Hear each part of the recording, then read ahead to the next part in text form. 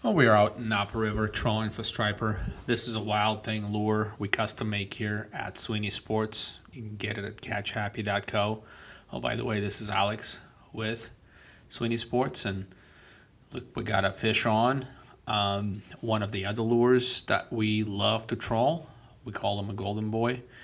And of course, we catch a lot of this fish, and a lot of times it's all catch and release. We want to continue to give back to the nature and make sure this fish is successful and procreating and continue to bring us joy and be part of nature. But today we're going to cook them. So this is a 22-inch striper, perfect eater. From time to time, as I said, we'll keep one. This one we got on the golden boy. We're trolling both wild things and golden boys, and this was one of the better days in the river. We caught a lot of fish, but here I am cooking one. Now, I don't like to waste anything at all, so what I'm going to do is scale it, and then I'm going to fillet it. So first, you want to sharpen your knife, then cut fairly deeply right by the head to, again, maximize your meat output. There's a lot of meat in the head, and later I'll show you what we do with the head because it's super useful as well. But right now, what I'm doing is I'm cutting along the spine, just a shallow cut.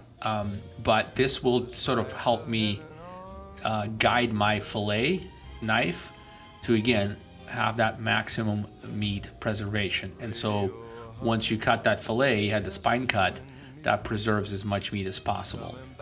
And what you're left with is a fairly thin carcass with virtually nothing else on it. But next, what you want to do is take your time and cut the rib cage from your fillet, and it takes a few strokes, but you gotta go and make sure you feel that your knife against the bones, so you cut, again, minimum to get maximum meat. There we go. See how thin this is? Virtually no waste. And then we're gonna cut off few pieces here to keep the fillet nice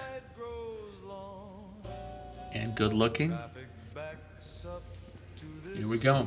We got our two fillets. I think we're ready to put some spice on them and cook them. So paprika, garlic, salt, and pepper. That's all I use, and olive oil. So, to make sure that your spices adhere pretty good and evenly to your fish, put some olive oil in it. Then I'm going to salt it,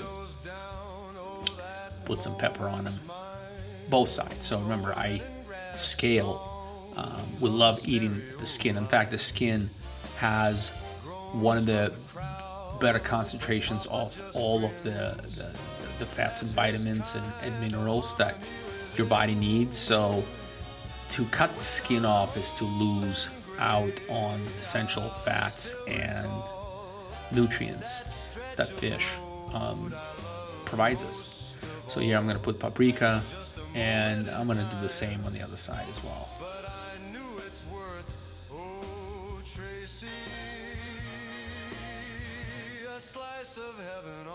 Here we go, done.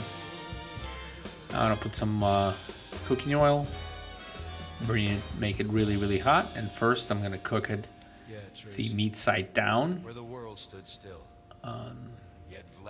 That's not a long cook. I go by how it looks, but probably about 4 or 5 minutes just to caramelize and seal the juices. And then the real cooking is going to happen when we flip it. Notice I have butter ready. You want to put a little bit of butter on it. And the other ingredient is lemon. It's coming up in a moment here. Here I'm going to flip them. And now you see how it's seared up, nice and sealed. Yeah, that adds flavor rather than just cooking on the back. And a lot of people, what they do, they don't end up cleaning the scales and just cook them in the back. And I think that tastes different than this recipe. Once you try it, you'll know. I'm going to squeeze some lemon on it. And then, of course, we're going to just put a little bit of a cheat on it. Not too much, just a few squares of butter that will melt into the striper. Sorry, looking good. A little bit more lemon.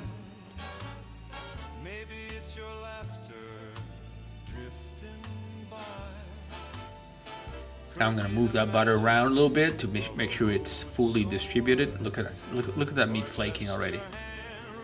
Oh yeah, baby. There you go.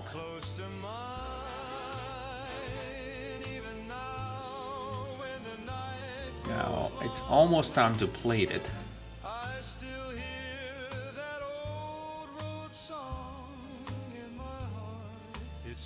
So what we'll do, we'll carefully take it off the skillet, plate it with some shishito peppers, and the next thing I'm gonna do is I'm going to serve the head soup that I mentioned. We use the head, so I use the head and I boil it and mix it with kibble for my doggos, and they absolutely love it. Cheers.